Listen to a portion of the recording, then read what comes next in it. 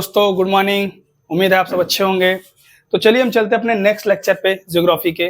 पिछले लेक्चरों में हमने फिजिकल डिवीजन ऑफ इंडिया पढ़ा था। मैंने सारी चीजें कवर की, मैंने उसके बारे में बताया पढ़ाया जो भी था। आप जाके पिछले लेक्चर में उसको प्लेलिस्ट में है, उस चीज को देख लीजिएगा। मैंने उसमें 2-3 क्वेश्चन कराए थे, तो फिर मैंने बोला कि नेक्स्ट लेक्चर में कराऊंगा और फिर मैं मानसून चैप्टर को उसी लेक्चर में स्टार्ट करूंगा पढ़ाने।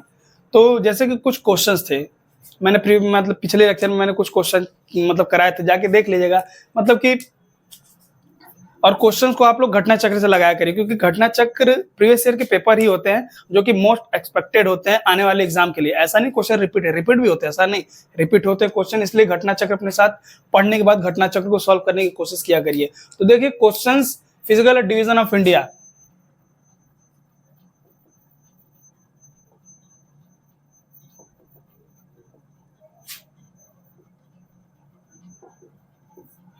समझ जाइएगा फिजिकल डिवीजन ऑफ इंडिया से क्वेश्चंस कैसे बनते हैं। ठीक है, ये माउंटेन्स एरिया है। मैंने बताया था कि trans Himalaya, greater Himalaya, lesser Himalaya, Shivalik के बारे में चीजें पूछी जाएगी और ये पूछ लेता है कि वो किस पीरियड की है, मतलब किस पीरियड की। तो उसमें टर्सरी पीरियड का माउंटेन्स है, सॉरी दोस्तों, टर्सरी पीरियड्स के माउंटेन है। फिर क्वाटरनरी युग के मैदानी क्षेत्र है, गंगेटिक प्लेन जिसको बोलते हैं। फिर ये कोस्टल प्लेन है जो उसकी क्रिटेशियस एज में बना है। जब आप देखेंगे कि प्रायद्वीपीय भारत या पेनिसुलर रीजन जब विखंडित करके गोंडवाना लैंड से उत्तर पूर्व की तरफ जब गति कर रहा था या मूवमेंट कर रहा था, उसी पीरियड को बोलते क्रिटेशियस एज। जब इस पे देखेंगे तो लावा विभोदन या ज्वालामुखी के कारण इन पठारी क्षेत्र का निर्माण हो, जिसको कि एक तरीके से आप देखेंगे तो यहाँ के महाराष्ट्र में जितने पठार हैं आप देखेंगे तो ब्लैक सॉइल, ये सब रिच क्वांटिटी में एलिमेंट्स मिलते हैं। एक तरीके से ज्वालामुखी पठार का एक तरीके से उदाहरण माना जाता है।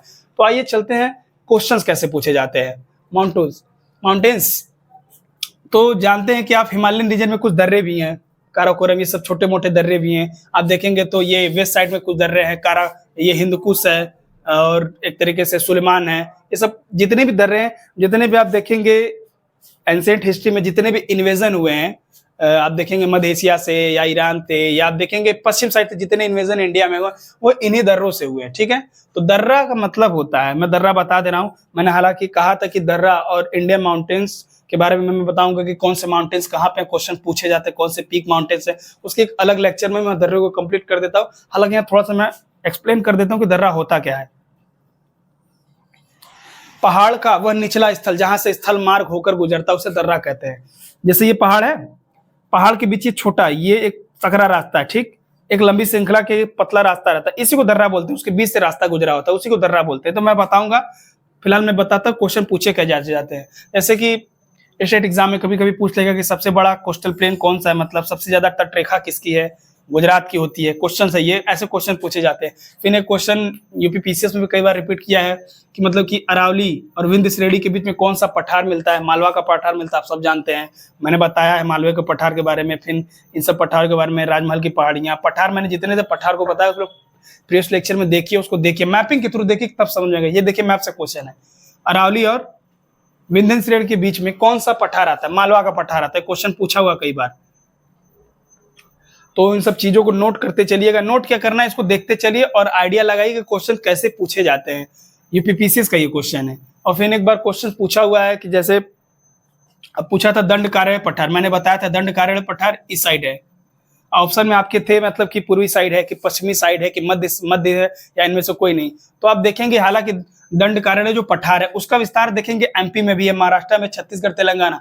तो बहुत सारे बच्चे इसको ईस्ट साइड या इस साइड समझ के इसका आंसर मारते हैं, लेकिन नहीं, इसका आंसर एक तरीके से मध्य भारत में ही आता है। ये इसका अधिक विस्तार इसका मध्य भारत में, इसलिए ऑप्शन के हिसाब से आप मध्य भारत में जाएंगे। यही सारी चीजें हैं। आप घटना चक्र उठाएंगे तो सारी क्वेश्चन आपको, सारी चीजें आपको मिलेंगी। फिर कुछ माउंटेन से क्वेश्चन पूछे जाते हैं, कौन से माउंटेन्स पीक वाले माउंटेन्स है, कौन से माउंटेन्स नंदा देवी किस कुमायूं में आता है कि गढ़वाल हिमालय में पाया जाता है। कंचन इंडिया का अगर देखा जाए तो सबसे हाईएस्ट पीक कौन सा है, रीअरेंज करने के लिए भी दे देगा। जैसे कि आपको दे देगा माउंट K2 दे देगा, माउंटेन एवरेस्ट दे देगा, कंचनजंगा देगा, नंदा दे देगा, मतलब कि वेस्ट ईस्ट इसको अरेंज करें। ये स्टेट पीसीएस या यूपीएससी में से क्वेश्चन पूछे गए कई बार। तो इन सब चीजों को आप इग्नोर मत करिएगा। घटना चक्र आप कभी कुछ पढ़िए तो मैपिंग के साथ घटना चक्र को जरूर पढ़िए, क्योंकि ये सब चीजें पढ़ने के बाद अगर घटना चक्र को आप पढ़ेंगे तो आपको देखेंगे काफी क्वेश्चन को इजीली तरीके से आप सॉल्व कर सकते हैं। तो चलिए हम अपने चलते हैं नेक्स्ट टॉपिक की तरफ, जो कि मानसून है। उम्मीद है ये सब सारी चीजें आपको क्लियर हुई होगी। क्वेश्चंस मैं इसलिए नहीं बता कि आपको कि घटना चक्र है आपके पास, घटना चक्र से क्वेश्चन करिए, हालांकि मैंने आइडिया दिया क्वेश्चंस कैसे और कहां से आएंगे। नॉर्थ ईस्ट से क्वेश्चन, जैसे एक नॉर्थ ईस्ट से क्वेश्चन कभी कभी मिल जाता है कि जैसे कि मिजोरम पहाड़ी कहाँ है, पटकाई की पहाड़ियां, मतलब कि पूछ देगा ऐसे कि मतलब कि कौन सी पहाड़ी नॉर्थ ईस्ट में इस मतलब मेघालय पहाड़ का जैसे कि हिस्सा है। जैसे कि आप देखेंगे नामचा बारवा कहाँ पे है, हिमाचल प्रदेश में है। फिर नागा हिल्स हो गया, फिर गारो जयंतिया हिल्स, ये सब मेघालय में जो है, ये सब मतलब कौन से पार्ट किस कहाँ मतलब किस क्षेत्र में इसका विस्तार है, ये सब सारी चीजें उसमें पूछी जाती है। इसलिए इन सब सारी चीजों को ध्यान दीजिएगा, बहुत इंपॉर्टेंट चैप्टर है। तो मैं अब मानसून को पढ़ाता हूँ। तो आइए दोस्तों हम मानसून को पढ़ते हैं। मानसून एक अरबी भाषा का शब्द है, क्योंकि अरब व्यापारी जो पहले इंडिया में व्यापार के तौर पे आते थे, तो उन लोगों ने कई चीजें देखी हिंद महासागर में। कुछ पवन मतलब एक एट द पर्टिकुलर टाइम पे ही उन लोग जब एंट्री करते थे इंडियन अरेबियन सी से, जब इंडियन सब कॉन्टिनेंट के मतलब कि वो समुद्र वाले इलाके में, तो उन लोगों को कुछ चीजें परिवर्तन के रूप में देखने को मिली। मतलब बहुत पहले की बात है, तो उन लोगों ने इन चीजों को दिया था। जैसे मानसून एक अरबी भाषा का शब्द है, जिसे अरब में मौसमी कहा जाता है, अरब में, ठीक। इस शब्द का प्रयोग अरब व्यापारियों के द्वारा हिंद महासागर के तटीय क्षेत्रों में मौसम के अनुसार परिवर्तन होने वाली पवनों के लिए किया गया था, ठीक।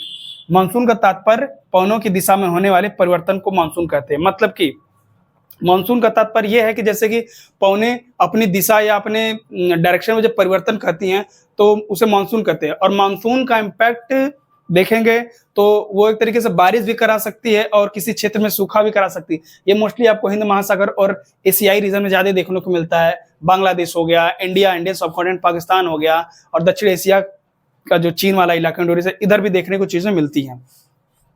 तो ये है। तो मानसून के अंदर एक तरीके से आप देखेंगे तो बहुत सारी चीजें हैं इसको इफेक्ट करने के लिए। आप देखेंगे तो आप जब ग्लोब पढ़ेंगे तो ITCZ पढ़ेंगे। ITCZ मतलब कि इसका उत्तरायण होता है, मतलब कि नॉर्दर्न हेमिस्फीयर की तरफ इसका खिसा होता है, कर्क रेखा की तरफ। तो होता बेसिकली ये है कि जैसे कि आप ये चीजें नोट करिए, मैं कुछ फिर तो चलिए दोस्तों हम पढ़ते हैं भारत में मानसून की उत्पत्ति की व्याख्या। मतलब भारत में मानसून की उत्पत्ति कैसे होती है। सबसे बेसिक चीज मैं बताता हूं कि मानसून की उत्पत्ति भारत में होती कैसे है। जैसे मैंने यहाँ लो प्रेशर लिखा है और यहाँ हाई प्रेशर लिखा है। मैं समर मानसून का भी एग्जांपल ले रहा हूँ।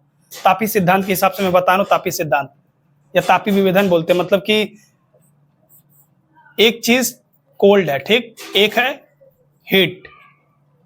अगर कोई चीज अगर मूवमेंट करना हो, मतलब अगर वेपर प्रेशर बोले या दाब बोला जाए, जैसे प्रेशर बोलते हैं, तो प्रेशर कोल्ड पे ज्यादा होगा कि हीट पे ज्यादा होगा। जैसे आप सब जानते हैं कि हल्की चीज मतलब गर्म चीज जो होती है हल्की होती है। जैसे कि कोई गैस अगर गर्म है तो ऊपर की तरफ जाती है, अगर कोई भारी चीज हो तो नीचे की तरफ बैठती है। तो वही कॉन्सेप्ट है। मतलब कि अगर कोल्ड है तो मतलब कि कभी अगर कोई मोमेंट या हवा का जो डायरेक्शन या मानसून अगर चलेगी तो अपने साथ आर्द्र ग्रहण की रहती है।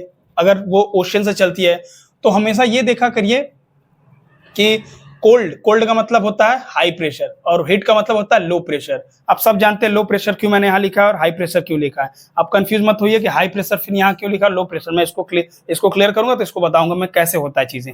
जैसे आप देखते हैं कि इन समर सीजन जो सूर्य ताप या सूर्य की मतलब सूर्य एक होता है जो मतलब कि आप देखेंगे तो भारतीय उपमहाद्वीप के कंपेरिजन में आप देखेंगे तो एशियाई भूभाग जो है बहुत तेजी से गर्म होता है, जिसके कारण कि भारतीय उपमहाद्वीप में लो प्रेशर का क्षेत्र बनता है। लेकिन वही दूर आप देखेंगे तो हिंद महासागर में हाई प्रेशर का क्षेत्र बनता है, क्योंकि आप जानते हैं कि अगर सूर्य का उत्तरायण होता है, जैसे कर्क रेखा की तरफ उत्तर मतलब उत्तर की तरफ सूर्य अगर खिसकता है, अभी पढ़ाऊंगा ITCZ शिफ्टिंग जो बोलते हैं, ITCZ, ठीक है। ITCZ की जब शिफ्टिंग होती है तो होता क्या है कि जब यहाँ देखेंगे तो सागरी या हिंद महासागर में लो हाई प्रेशर का क्षेत्र बनता है। हाई प्रेशर का क्षेत्र इसलिए बनता है क्योंकि सूर्य की जो किरणें या प्रकाश है वो एक तरीके से शिफ्ट हो रहा है उत्तर की तरफ, तो इस पे लो प्रेशर का क्षेत्र बन रहा है। तो लो प्रेशर के क्षेत्र को आप देखेंगे तो ITCZ, जहां हीट अगर लंबवत पड़ती है तो उस क्षेत्र को ITCZ अगर ग्लोब पे देखा जाए तो जैसे कि ये ग्लोब है, ठीक, ये है, ये 0 डिग्री है, मतलब इन क्षेत्रों को ITCZ बोला जाता है। यही चीज अगर इस पे सूर्य की प्रकाश अगर लंबवत चीजें पड़ती है तो इसकी शिफ्टिंग होती है उत्तर की तरफ, तो यहाँ लो प्रेशर होता है और यहाँ हाई प्रेशर होता है। इसी कारण से आप देखेंगे तो भूमध्य सागर या एशियाई पार्ट से जो हवाएं आती हैं, मौसम जिसको बोलते हैं, मौसमी पवनें जिसको बोलते हैं, उनका डायरेक्शन जो होता है एक तरीके से देखेंगे तो साउथ वेस्ट होता है, साउथ वेस्ट, इसीलिए इसे साउथ वेस्ट मानसून कहते हैं। उम्मीद है मुझे थोड़ा अभी हल्का फुल्का क्लियर होगा, आसान भाषा में मैं इसे समझाता हूँ। जैसा कि हम देख रहे हैं कि जैसे कि मैंने बता रहा था हाई प्रेशर और लो प्रेशर के बारे में बता रहा था, ठीक है।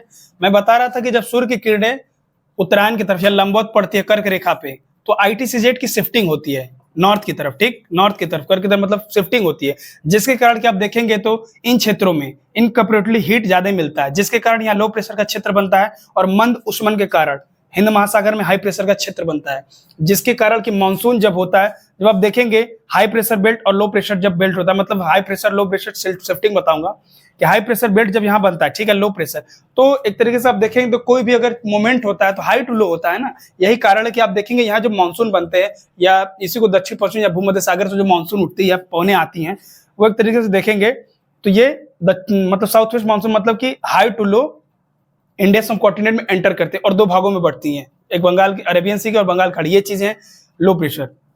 अभी नहीं समझ में आएगा आईटीसीजेड का, मैं आगे बताऊंगा इम्पैक्ट आईटीसीजेड क्या है, मतलब कि फिर मैं बताऊंगा कि मानसून को क्या क्या इम्पैक्ट देता है। आप देखेंगे कि जेड स्ट्रीम है, पश्चिमी विभोज है, और बहुत सारी चीजें हैं, मतलब इसको इम्पैक्ट देती हैं, ठीक है। अब ये मैं बताता हूँ north east monsoon. North east monsoon क्या होता है, जब देखेंगे आप, जैसे कि हमारा पृथ्वी ग्लोब है, आप देखेंगे कि जून और जुलाई के महीने में हम लोग को गर्म लगता है, ठीक है। गर्म क्यों लगता है, क्योंकि आप देखेंगे कभी दक्षिण भारत की चीजों को नोटिस किया है, इस समय यहाँ का अगर टेम्परेचर 40 डिग्री है, ठीक है, तो कन्याकुमारी का टेम्परेचर अप्रोक्स आपको 28 डिग्री सेल्सियस करीब करीब मिलेगा। मैं अप्रोक्स बता रहा हूँ एवरेज, क्यों, क्योंकि जो सूर्य का ताप है, ये सूर्य का ताप जो है उत्तरायण के कारण कर्क रेखा के उत्तर में खींच, मतलब कि शिफ्ट होता है, जिसके कारण कि वहां की सूर्य पे मतलब कि लंबवत किरणें पड़ती हैं, लंबवत पड़ने के कारण वहां लो प्रेशर का क्षेत्र बनता है। क्यों, क्योंकि हीट वहां ज्यादा मिल रही है, वहां जो हवाएं रहेंगी गर्म होकर ऊपर की तरफ चली जाती है, ऊपर, तो निम्न जो मतलब नीचे फिर एक तरीके से सर्कल बनता है, जैसे कोई सरफेस है, अगर यहाँ सूर्य का प्रकाश लंबवत पड़ रहा है, ठीक है, अगर कोई अगर हवा है तो हवा हल्की होकर ऊपर की तरफ जाएगी, ये चीजें ऐसे सर्कल की तरफ चलती है, यही चीज है। वहां लो प्रेशर का क्षेत्र बनेगा, यहाँ हाई प्रेशर का क्षेत्र बनता है। वही चीज है यहाँ पे विंटर सीजन में। विंटर सीजन में क्या होता है, जब ग्लोब होता है, जब ठंडी में आप देखेंगे नवंबर दिसंबर का मंथ जब देखेंगे, तो एक तरीके से आप देखेंगे तो पूरे उत्तर भारत में ठंडी का मौसम होता है, और ठंडी हमने बताया कि डेंस होता है, घना होता है। एक तरीके से देखेंगे तो ठंडी चीजें भारी होती हैं और गर्म चीजें हल्की होती है। क्यों, लिक्विड के फॉर्म में नहीं, ये अगर गैस के फॉर्म में ले, क्योंकि आप देखेंगे तो हवा भी एक गैस के रूप में ही है। एक तरीके से आप देखेंगे तो गर्म चीजें जो ऊपर की तरफ उठती है और भारी चीजें वो बैठती है। जैसे आपने सुना होगा एग्जांपल केमिस्ट्री में हीलियम गैस और एक कार्बन बोले, CO2 भी है एक गैस है और हीलियम भी एक गैस है, लेकिन CO2 एक भारी गैस है, ठीक, CO2 एक भारी गैस है और हीलियम एक हल्की गैस है। इसीलिए आप देखेंगे तो जो गुब्बारे आते हैं हीलियम गैस मतलब भरे जाते हैं तो वो उड़ते हैं, यही कारण मतलब हल्की गैसें हैं। तो होता क्या है, जब ये हाई प्रेशर का क्षेत्र कब बनता है, जब यहाँ पे कर्क रेखा से जो सूर्य की किरणें लंबवत है वो दक्षिणायन की तरफ मतलब साउदर्न हेमिस्फीयर की तरफ खिसकने लगती है। आईटीसीजेड जब होता है नॉर्थ से मतलब अपने साउथ की तरफ जब शिफ्ट होने लगता है, जिसके कारण यहाँ हाई प्रेशर का क्षेत्र बनता है। हाई प्रेशर का क्षेत्र कब बनेगा, जब यहाँ पे सूर्य का प्रकाश मंद उष्मन यहाँ पड़ती है और हाई मतलब कि सबसे ज्यादा हीट दक्षिण भारत में पड़ती है, मतलब कि हिंद महासागर में मतलब कि एक तरीके से खिसकाव साउथ की तरफ होता है, जिसके कारण यहाँ लो प्रेशर का क्षेत्र बनता है, वो भी पानी में, जिसके कारण कि जो मानसून होता है मतलब जो हवाएं होती हैं फिर उनका शिफ्टिंग किधर की तरफ हो जाता है, ये ऐसे गई तो रहती है साउथ ईस्ट की तरफ से, लेकिन ये मानसून जब ऐसे एंटर किया था साउथ ईस्ट की, जब देखेंगे तो इसीलिए आपको बताएंगे कि ठंडी के मौसम में आपने बताएंगे आगे कि तमिलनाडु के कोस्ट पे कैसे बारिश होती है। नॉर्थ ईस्ट मानसून जब लौटती है रिटर्निंग मानसून भी जिसे बोलते हैं, तो ये तमिलनाडु के कोस्ट पे बारिश कराती है। जब ये लौटेगी कैसे, हाई प्रेशर बेल्ट का क्षेत्र यहाँ बन रहा है और लो प्रेशर बेल्ट का क्षेत्र यहाँ बन रहा है। बन क्यों रहा है, क्योंकि सूर्य की किरणें एक तरीके से शिफ्ट कर रही हैं दक्षिण की तरफ। आप ग्लोब में जब पढ़ेंगे ये चीजें हैं, मैं बना देता हूं चीजें, हालांकि इस चीज को आप नोट करिएगा। हाई प्रेशर मैं मिटा दे रहा हूं, थोड़ा सा गंदा लग रहा है।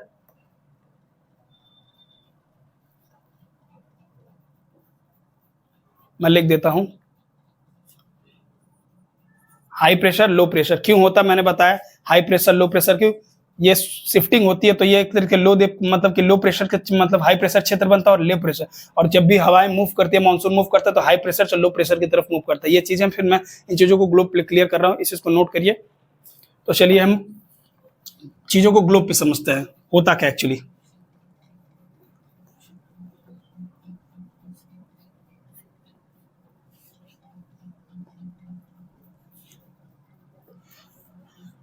जैसा कि आप देख रहे हैं कि मानसून की उत्पत्ति भारतीय उपमहाद्वीप में ही नहीं, एक तरीके से मानसून का व्यापक प्रभाव पूरे जैसे विश्व पे देखने को मिलता है, क्योंकि बारिश हवाएं हर जगह होती हैं पूरे विश्व में, ऐसा तो नहीं है कि कहीं नहीं होती है। लेकिन अगर देखा जाए तो भारत के मानसून को देखेंगे तो आप देखेंगे मानसूनी जलवायु कहा जाता है। ये मैंने क्लाइमेटोलॉजी के अंदर ये सब सारी टॉपिक हैं क्लाइमेटोलॉजी के अंदर, इसलिए मानसूनी बोला। मानसूनी जलवायु क्यों जगह मतलब क्यों कहते हैं, तो इसका आइए हम ग्लोब पे पढ़ते चीजों को। सॉरी कुछ ज्यादा बड़ा बन रहा है ग्लोब। जैसे ये चीजें हैं, ये क्या है 0 डिग्री इक्वेटर, ठीक।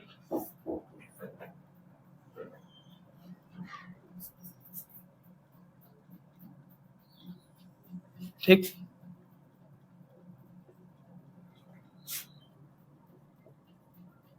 ये दोनों ग्लोब की तरफ चीजें होती हैं। नॉर्थ की तरफ भी 23.5 डिग्री, तो उधर भी।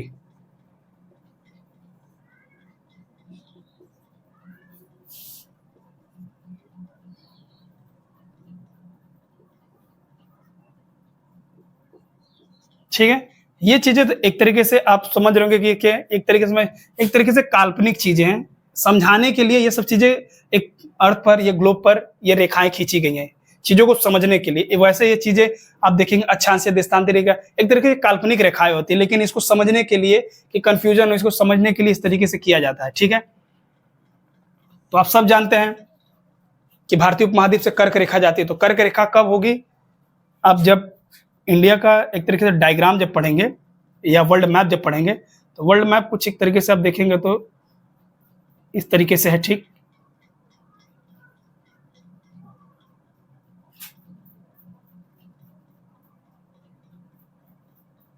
जब चीजें आप पढ़ेंगे तो आपको पूरी चीजें क्लियर होगी, ऐसा कुछ भी नहीं है कि नहीं आएगा।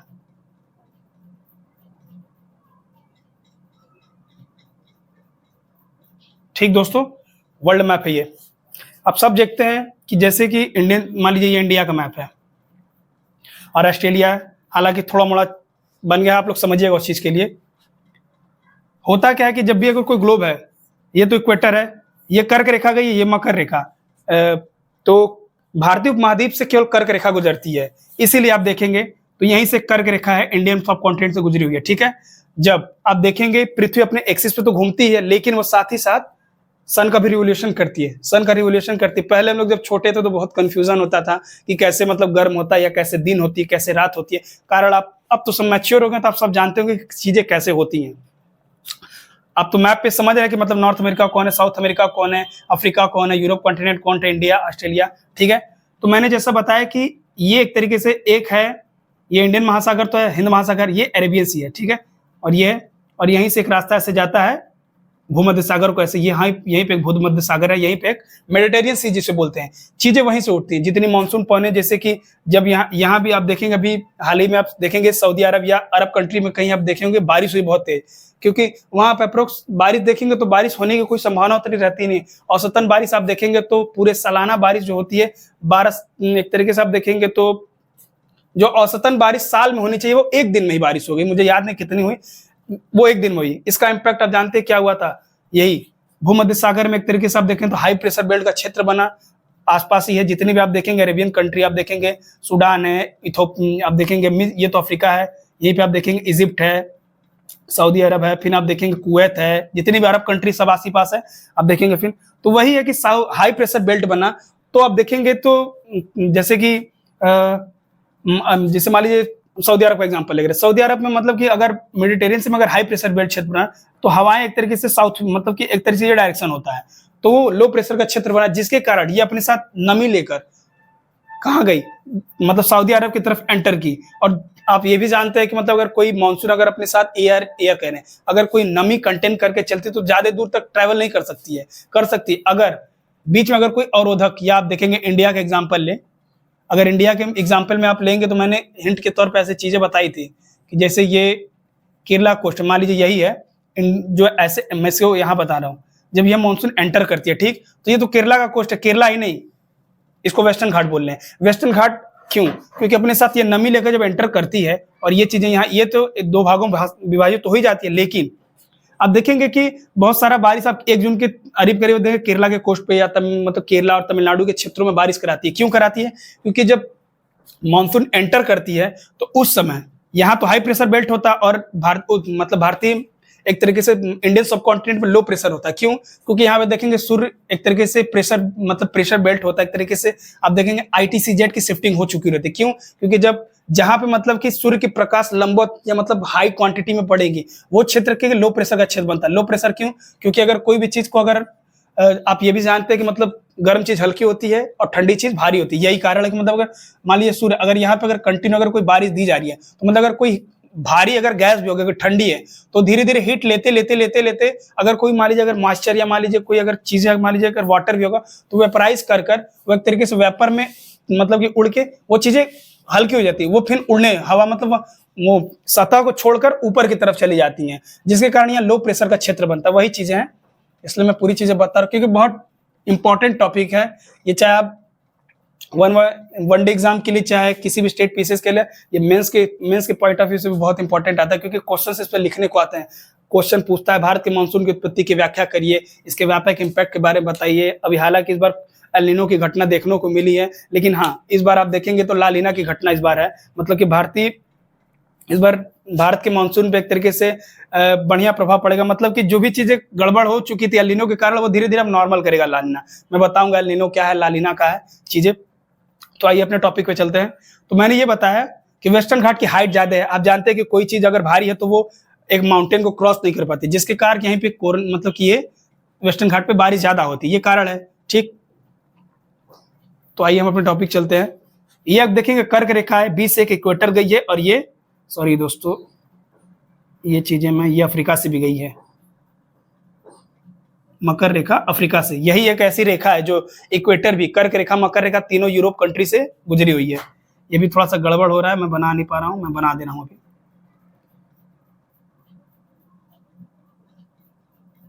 समझ जाइएगा आप लोग। मतलब ये समझिए कि एक तरीके से कर्क रेखा, मकर रेखा और इक्वेटर, ठीक है, वो तीनों रेखाएं अफ्रीका से गुजरती, इसलिए मैंने ऐसे बताया। मैंने मैप समझाने के लिए मैं बता रहा था। और ये तो आप जानते हैं कि मतलब ये ध्रुवीय इलाका है, पोलर रीजन है, ठंडा प्रदेश है एक तरीके से आप देखेंगे तो। और आप समझते हैं जब आप आगे पढ़ेंगे कि होता क्या है, आप देखेंगे तो ये क्षेत्र है सबसे ज्यादा गर्म होता है। क्यों? क्योंकि यहीं पे जब आप देखेंगे गर्मी के सीजन में सबसे ज्यादा बारिश होती है। इसीलिए मैंने शुरू में ही बताया कि इनकम्पेरेटिवली आप देखेंगे तो इंडिया क्या है, इंडिया अगर पूरी तरीके से देखें तो नॉर्दर्न हेमिस्फीयर में, मतलब नॉर्दर्न हेमिस्फीयर में। क्यों? इसी कारण से आपको क्वेश्चन ये नहीं उठा मन में कि मतलब कि इंडिया के साथ साथ तो ये इंडियन ओशियन भी है, तो दोनों को टेम्परेचर में इतना डिफरेंस कैसे? क्योंकि इंडियन सब कॉन्टिनेंट पूरी तरीके से नॉर्दर्न हेमिस्फीयर में, नॉर्दर्न हेमिस्फीयर के होने के कारण सूर्य का जब प्रकाश लंबवत पड़ता है तो वहां लो प्रेशर का क्षेत्र बनता है। लेकिन एशिया उपमहाद्वीप ये पूरा एशिया महाद्वीप, ऐसे आप देखेंगे ये एशिया, अरेबियन सी में जो हवाएं होती हैं वहां पर एक तरीके से आप देखें तो लैंड के कंपैरिजन में आप तो जानते हैं कि मतलब कि लिक्विड चीजें तेजी से गर्म होती है, ठीक है, और तेजी से ठंडी होती है और लैंड के कंपैरिजन। इसी कारण से आप देखेंगे तो यहाँ पे हाई प्रेशर का क्षेत्र बनता है और यहाँ लो प्रेशर का क्षेत्र बनता है। वही हवाएं भूमध्य सागर तो होते हुए, अरेबियन सी होते हुए ये चीजें ऐसे आती हैं, फिर ये चीजें साउथ वेस्ट मानसून की तरफ बदलती हैं। तो आप देखेंगे हिंद महासागर में लो प्रेशर का क्षेत्र तो मतलब हाई प्रेशर का क्षेत्र तो बनता है क्योंकि लिक्विड चीजें हैं और मतलब कि यहाँ एक तरीके से सूर्य की ऊष्मा उतनी नहीं मिलती है इन कंप्यूटर लैंड के। मतलब कि एक तरीके से देखेंगे तो उत्तरायण हो चुका रहता है सूर्य के प्रकाश का, जिसके कारण यहाँ लो प्रेशर क्षेत्र बनता है। इसके कारण ये जो हवाएं हैं या मौसमी पवनें जिसको बोलते हैं, एक तरीके से वो एक तरीके से एंटर करती है इंडियन सब कॉन्टिनेंट में और ये दो भागों में विभाजित होती हैं। हालांकि यही चीजें हैं, इसके बाद मैं कुछ इन चीजों के बारे में लिखाता हूं, तब तक ये चीजों को समझिए। तो आइए दोस्तों, हम भारत में मानसून की उत्पत्ति की व्याख्या जो पढ़ रहे थे उसमें मैंने ग्रीष्म ऋतु का एग्जांपल पहले लिया कि ग्रीष्म ऋतु में मानसून पवनें कैसे आती हैं या कैसे उत्पत्तित होती हैं या कैसे भारत में एंट्री करती हैं। तो ग्रीष्म ऋतु तापीय सिद्धांत के अनुसार व्यापक स्तर पर सागरीय समीर और स्थलीय समीर, जिसको इंग्लिश में आप सी ब्रिज और लैंड ब्रिज हम लोग जैसे बचपन में पढ़ते थे, वो चीजें का उदाहरण है। ठीक, होता क्या है, एक तरीके से आप देखेंगे दाब प्रवणता का मतलब होता है कि जैसे मान लीजिए एक ये हीट है, ठीक, मान लीजिए एक लैंड सरफेस है और एक ये लिक्विड चीज है, ठीक है। अगर हम इसको हीट दे रहे हैं, ठीक है, हीट दे रहे हैं और एक तरीके से आप देखेंगे तो इन कंप्यूटरली आप देखेंगे सॉलिड के कंपैरिजन में ये लिक्विड चीज आप देखेंगे तो तेजी से गर्म होता है और तेजी से मतलब कि धीरे मतलब बहुत लेट में गर्म होगा और लेट धीरे धीरे ठंडा होता है, जिसके कारण कि ये तेजी से गर्म भी होता है और तेजी से ठंडा। इसीलिए आप देखेंगे तो यहाँ हाई प्रेशर का क्षेत्र, क्योंकि यहाँ पे जब भी कहेंगे तो यहाँ लो प्रेशर का क्षेत्र ज्यादा बनेगा और इसके कंपेरेटिवली में आप देखेंगे तो ये हाई प्रेशर का क्षेत्र होता है। इसीलिए जो चीजें होती है दाब प्रवणता के परिणाम स्वरूप जो मौसमी पवनें या हवाएं होती हैं अब देखेंगे तो हाई प्रेशर से लो प्रेशर की तरफ मूव करती हैं ये चीजें। इसके बाद मैं बता रहा हूँ ग्रीष्म ऋतु में एशियाई भूभाग भारतीय उपमहाद्वीप की तुलना में तेजी से गर्म होता है। मैंने मैप पे बताया कि क्यों होता है, क्योंकि ये आप तरीके की पूरी तरीके से नॉर्दर्न हेमिस्फीयर में है। नॉर्दर्न हेमिस्फीयर के कारण आईटीसीजेड की जब सूर्य की किरणें जब लंबवत पड़ती हैं तो आईसीटीजेड की जो एक तरीके से 5 से 12 डिग्री जो बोलते हैं मतलब उसकी शिफ्ट जो होता है मतलब वो शिफ्टिंग होता है उत्तरायण मतलब उत्तरायण जिसको हिंदी में बोलते हैं नॉर्दर्न हेमिस्फीयर की तरफ मतलब कि खिसक जाता है, जिसके कारण क्या पढ़ेंगे प्रेशर बेल्ट में भी डिफरेंस होता है। प्रेशर बेल्ट आप पढ़ेंगे दाबी प्रवणता प्रेशर बेल्ट। तो जैसे कि अब ग्रीष्म ऋतु में एशियाई भूभाग में भारतीय उपमहाद्वीप की तुलना में तेजी से गर्म होता है। मैंने बताया कि क्यों होता है, फिर जिसके परिणाम स्वरूप भारतीय उपमहाद्वीप के ऊपर मजबूत निम्न वायुदाब का केंद्र विकसित होता है, क्योंकि हीट ज्यादा मिल रही है हमारे इंडियन सब कॉन्टिनेंट को, जिसके कारण वहां लो प्रेशर का क्षेत्र बन रहा है और हिंद महासागर वहीं थोड़ी सी दूर पे है, वो उत्तर की तरफ ना थोड़ा दक्षिण की तरफ है, जिसके कारण वहाँ हीट उष्मान जिसे हीट बोलते हैं वहाँ सूर्य की उष्मा उतनी नहीं मिले, जिसके कारण कि वहाँ एक तरीके से लो प्रेशर का क्षेत्र बनता है। आप ये भी जानते हैं कि अरेबियन सी भी एक तरीके से आप देखेंगे तो एशियाई भूभाग का ही क्षेत्र है, जहाँ वहां भी आप देखेंगे तो हाई प्रेशर का क्षेत्र बनता है। वहां से जो हाई प्रेशर का क्षेत्र बनता है वहां से जो मानसून उठती हैं और मेडिटेरियन सी से जो मानसून की जो आती हैं वो हवाएं अपने साथ आर्द्र ग्रहण मतलब नमी लेकर चलती हैं और ये धीरे धीरे धीरे रास्ते में आर्द्र को मतलब कि ड्रॉप आउट करते चलती रहती है। लेकिन कुछ बहुत मान लीजिए 30% ड्रॉप आउट करते हुए रास्ते में 70% तक आप देखेंगे हिंद महासागर में वो ड्रॉप मतलब कि कंटेंट की होती है। तो वो चीजें आप देखेंगे तो हिंद महासागर में जब एंटर करती हैं तो ये एक तरीके से देखेंगे तो यहाँ भी एक तरीके से लो प्रेशर का क्षेत्र है, यहाँ भी एक तरीके से नमी को कंटेन करेंगे। फिर यही मौसमी पवनें एंटर करती हैं इंडियन सब कॉन्टिनेंट में, क्योंकि इंडियन सब कॉन्टिनेंट में लो प्रेशर का क्षेत्र है। आईटीसीजेड की शिफ्टिंग हो चुकी है। आईटीसीजेड में उसके मामले में अलग से बताऊंगा आईटीसीजेड होता क्या है, इसलिए मैं बस आईटीसीजेड इसमें बोल रहा हूँ बस उतना समझने के लिए। आगे वाला लेक्चर को समझेंगे तो आप कनेक्ट कर लेंगे सब चीजों को। तो वही चीज है कि मतलब कि जब एंटर करता है तो हाई प्रेशर से लो प्रेशर बेल्ट की तरफ इंडियन सबकॉन्टिनेंट या भारतीय उपमहाद्वीप एंटर करता है। वही आप देखेंगे ये दो भागों में बढ़ जाता है मानसून, एक होता है अरब शाखा की खाड़ी और बंगाल की खाड़ी, वही चीजें डिवाइड हो जाती हैं। फिर आइए हम इस चीजों को और देख लेते हैं। जबकि दूसरी तरफ जलीय भाग मन दुश्मन, मन मतलब कि आप देखेंगे दूसरा, क्यों? क्योंकि अब देखेंगे तो ये हमारा इंडिया है ऊपर की तरफ, नॉर्दर्न हेमिस्फीयर वो थोड़ा नीचे की तरफ, इसलिए वहां हीट कम मिलती है। कारण हिंद महासागर के ऊपर मजबूत वायु दाब उपस्थित मतलब हाई प्रेशर बेल्ट का क्षेत्र बनता है, बोल सकते हैं ऐसे हाई प्रेशर क्षेत्र बनता है, जिसके कारण हवाएं मानसून जो होती हैं साउथ वेस्ट की तरफ मतलब कि एंटर करते हैं इंडिया में। साउथ वेस्ट मानसून उसी को बोलते हैं। ठीक है, ये चीजें नोट करिए। एक पॉइंट और है, मैं उसको भी और लिखा देता हूँ। इसके बाद मैं जो ग्रीष्म ऋतु के बारे में तापीय सिद्धांत जो है मैं उसके बारे में अगले लेक्चर में बताऊंगा। ठीक है, तब तक इस चीज को नोट करें। मैं एक पॉइंट और नोट करता हूँ दोस्तों। तो एक पॉइंट बच गया था, उसको मैं बताता हूँ।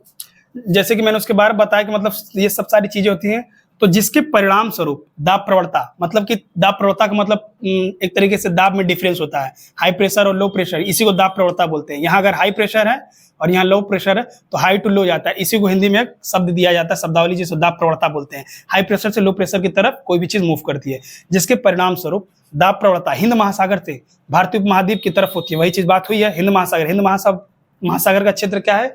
हाई प्रेशर का क्षेत्र है और भारतीय उपमहाद्वीप लो प्रेशर का क्षेत्र। इसीलिए जो हवा या मानसून होगी हाई प्रेशर से लो प्रेशर की तरफ भारतीय उपमहाद्वीप में एंटर करेंगे। यहीं पे लिखा तथा पवनें हिंद महासागर से भारतीय उपमहाद्वीप की तरफ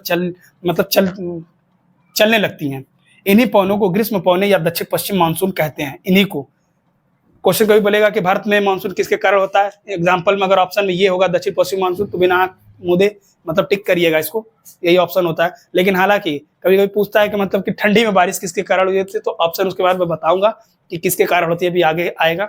आई होप ये लेक्चर आप लोग को समझ में आया होगा। अभी के लिए इतना है, मतलब कि फिर अगले लेक्चर में मैं इसका शीत ऋतु के बारे में बताऊंगा, तापीय सिद्धांत शीत ऋतु के कि कैसे फिर मतलब कि फिर प्रेशर बेल्ट साउथ की तरफ कैसे मतलब आईटीसीजेड की शिफ्टिंग होती है। आई होप ये लेक्चर थोड़ा समझ में आया होगा। तो लाइक करिए, शेयर करिए, सब्सक्राइब करिए। एक तरीके से आप लोग सब्सक्राइब तो कर देते, लेकिन ये जो एक तरीके से घंटी वाला बटन उसको दाबते नहीं, मतलब नहीं दाबेंगे तो आप लोग को नया लेक्चर का नोटिफिकेशन जो है मिलेगा नहीं, जिसके कारण आप लोग की जो नया लेक्चर में पढ़ाऊंगा वो आप लोग तक पहुंच नहीं पाएगा। इसलिए कहते हैं कि लाइक भी करिए और शेयर करिए दोस्तों को। तब तक के लिए नमस्कार, जय हिंद।